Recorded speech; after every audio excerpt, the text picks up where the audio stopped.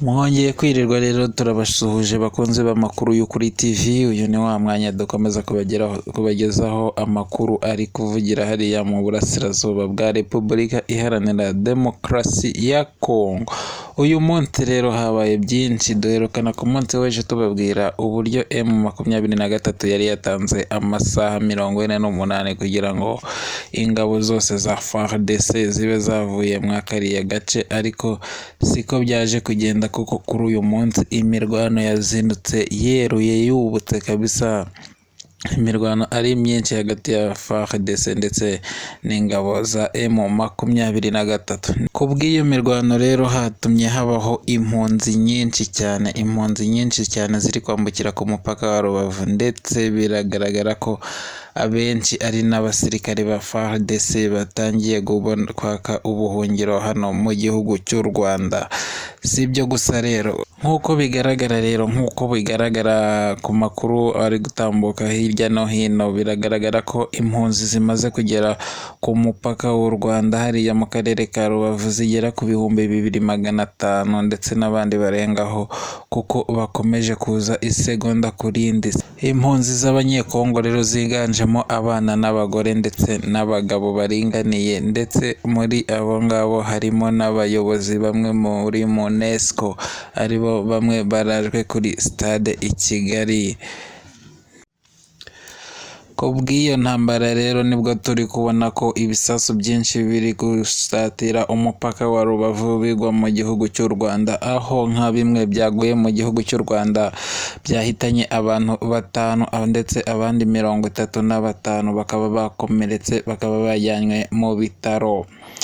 Ni kuri iyo mpamvu rero umuvugizi cyangwa se umuyobozi mukuru w'ingabo z'u Rwanda Ronald Rwivanga yatanze ihumure, cyangwa se yongera ahumuriza abanyarwanda ababwira ko ingabo z'u Rwanda zikomeje kuburizamo ibisasu bishobora kugwa ku butaka bw'u Rwanda, kandi ko bakomeje gushyiraho ubwirinzi buhambaye cyane ku buryo ibisasu byose biva mu gihugu cya Repubulika Iharanira Demokarasi ya Kongo bashobora kubiburizamo bitaragera ku butaka bw'u Rwanda, cyangwa se ngo bigire icyo byangiriza. Dusubiye mu ntambara hagati rero, aho intambara ihuje FARDC ndetse n'umutwe wa M23, biragaragara ko M23 iri kugenda idomina cyane, kuko biragaragarira mu ngabo nyinshi za FARDC ndetse n'umutwe wa Wazalendo. Abasirikare babo barenga 120 bamaze kugera mu Rwanda baka ubuhungiro, basa nyine n'ababerabera babuze aho bajya, basaba aho kuba.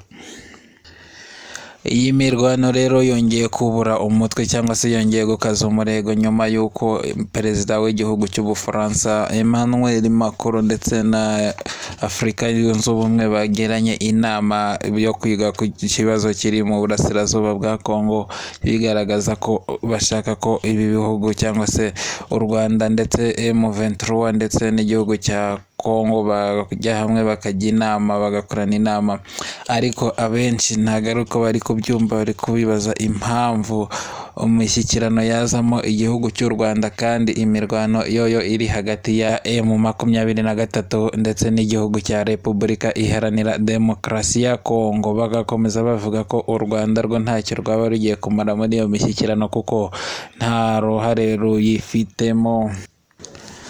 Guverinoma y'u Rwanda kandi yakomeje isaba abaturage batuye muri kariya gace kudakomeza kujya gushungera aho intambara iri kubera, bitewe n'uko ibisasu ntabwo ari ibintu bigira amaso, bishobora kubagwaho umunota ku wundi. Niyo mpamvu rero abaturage bo mu karere ka Rubavu basabwa kuguma mu mazu yabo, cyangwa se kujya kure y'aho hari kubera intambara. Nk'uko tubibabwiye rero, imirwano hagati ya FARDC ndetse n'umutwe wa M23 yaje gukaza umurego ku masaha y'isaa 4 za mu gitondo, nibwo ibisasu biremereye cyane byumvikanye hariya mu mujyi wa Goma.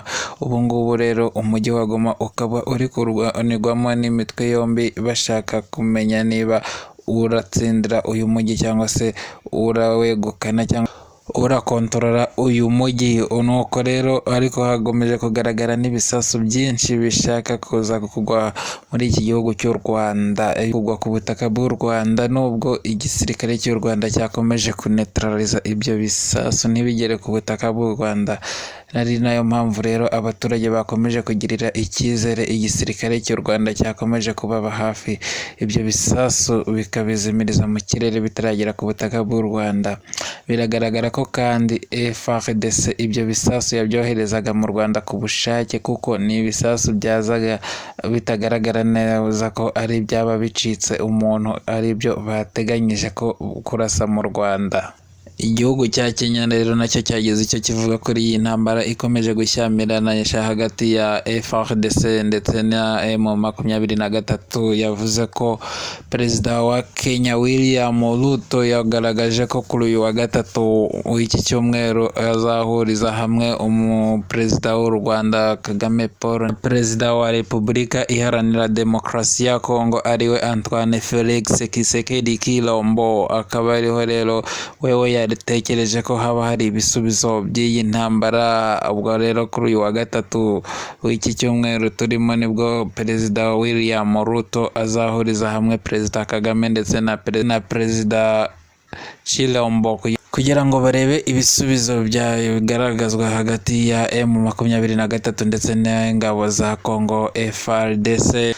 Mwakoze rero, mwakoze kubana natwe. Iyi ni incamake y'amakuru yose yiriwe hariya i Goma.